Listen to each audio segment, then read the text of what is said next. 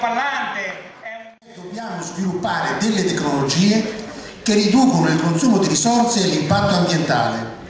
Queste tecnologie hanno un enorme spazio di mercato perché negli ultimi 50 anni non le abbiamo neanche prese in considerazione e ci consentono di fare un lavoro, di ridare senso al lavoro come attività umana che migliora il mondo. Ci consentono di trasformare la crisi in una grande opportunità di cambiamento e di miglioramento che non dobbiamo assolutamente perdere. E da questo punto di vista io ritengo che le liste civiche che si presenteranno alle elezioni dovranno porre alla centralità del loro programma lo sviluppo di iniziative, di misure che consentano di sviluppare queste tecnologie finalizzate a ridurre il consumo di risorse, finalizzate a ridurre l'impatto ambientale. Gli enti locali possono fare molto da questo punto di vista. Dobbiamo porci l'obiettivo di ridurre i consumi energetici almeno del 50%. Ridurre i consumi di energia. Il primo punto è fare una diagnosi energetica dei loro edifici. Ci sono degli amministratori pubblici che hanno fatto una diagnosi energetica di tutti i loro edifici. Posta casa propria sono i regolamenti edilizi. Ogni ente pubblico può fare un regolamento edilizio, un allegato energetico in cui dice: nel mio territorio comunale non si possono più costruire case o non si possono più ristrutturare le case esistenti se consumano più di 7 litri al metro quadrato all'anno, che è la misura massima consentita in Alto Adige, in Germania e in altri paesi europei. Devono, sempre per rilanciare l'occupazione e la produzione di queste tecnologie, favorire lo sviluppo di società che si chiamano Energy Service Company, cioè società che fanno le ristrutturazioni energetiche a loro spese e che si ripagano incassando per un certo numero di anni il risparmio energetico che riescano a ottenere.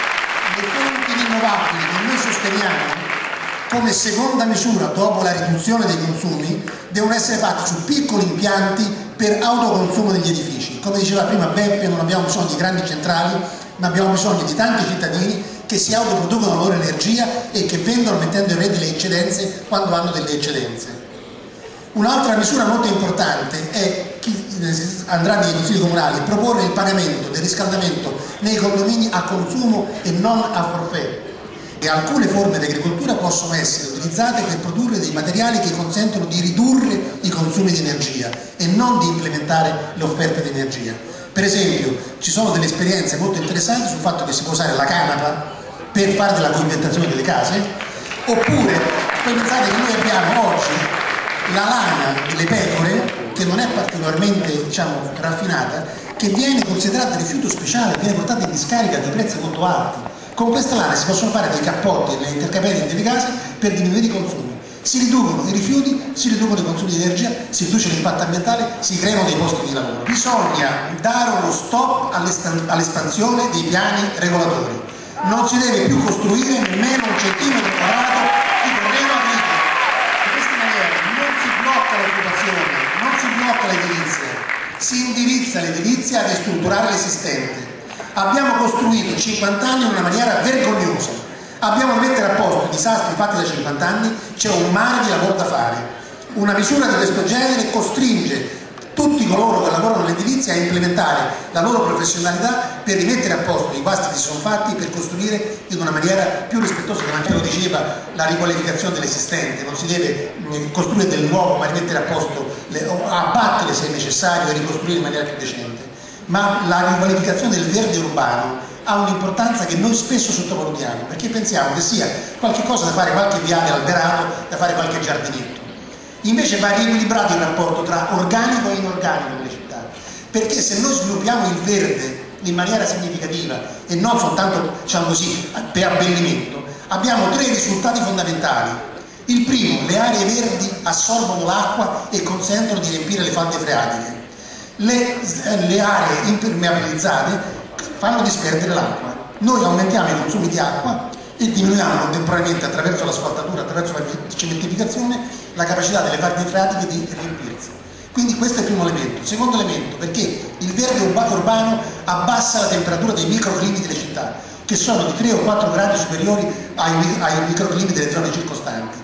Terzo, perché una forestazione urbana consente di assorbire la CO2 e quindi di ridurre anche l'effetto serra e di ridurre anche l'innalzamento climatico. Dobbiamo cominciare a impostare quelli che di noi andranno alle amministrazioni comunali il problema dei rifiuti da un punto di vista economico, perché è l'unica maniera di affrontarlo anche da un punto di vista ecologico. Se diminuiscono i rifiuti, se si recuperano le materie prime secondarie che contengono, si ha un risparmio sui costi di conferimento allo smaltimento. Anche nel piano della politica economica e occupazionale si parlava delle filiere corte, bisogna valorizzare i prodotti del territorio. Non è più concepibile che si facciano fare tutti questi chilometri a dei prodotti, perché è una questione che crea impatto ambientale, che aumenta l'effetto serra e che toglie occupazione delle persone, perché andiamo a super sfruttare dei lavoratori di popoli anche lontani che non vengono pagati per il giusto e che ci consentono di avere questi materiali che non fanno bene e non fanno tanto bene quanto costa parte dei comuni, cioè di prodotti in maniera ecocompatibile, oltre che vicini dal punto di vista territoriale. Bisogna che i comuni gestiscano in maniera seria i rifiuti organici delle mense scolastiche. Bisogna, da questo punto di vista, impedire che vengano costruiti parcheggi nei centri storici. Fare parcheggi nei centri storici significa attirare il traffico nelle forme di mobilità alternativa. Una delle cose fondamentali, io non so per quale motivo sono stati tolte dalla circolazione, sono i filobus. Il mezzo di trasporto ecologico per eccellenza, perché è un mezzo elettrico che non ha tutto il peso delle batterie e prende l'elettricità dalla rete. Il filobus è stato cancellato dalle nostre città. Elettrica sotto l'asfalto, come si alimentano i filobus? Si possono alimentare anche delle automobili elettriche che non hanno le batterie, e bisogna affiancare ai mezzi pubblici collettivi una flotta di automobili pubbliche a uso privato, che possono essere prese con una scheda prepagata, scaricabile, va bene? E che possono essere lasciate dove una persona deve arrivare e che possono essere utilizzate da altre persone. Se l'elettrificazione avvenisse sotto l'asfalto, potremmo alimentare in maniera elettrica non soltanto dei pullman, ma anche una flotta di auto pubbliche a uso privato, che è un sistema di autostop, se volete, con tessera. Questo consente di ridurre moltissimo il traffico, lo sta sperimentando questo sistema Iungo alla provincia di Trento, dovremo analizzarlo con maggiore attenzione. Infine il discorso dell'acqua, sul fatto che l'acqua deve essere pubblica, io penso che non dobbiamo neanche più discutere, perché io credo che dobbiamo impegnarci molto per la riparazione degli acquedotti. Noi abbiamo gli acquedotti che perdono fino al 40%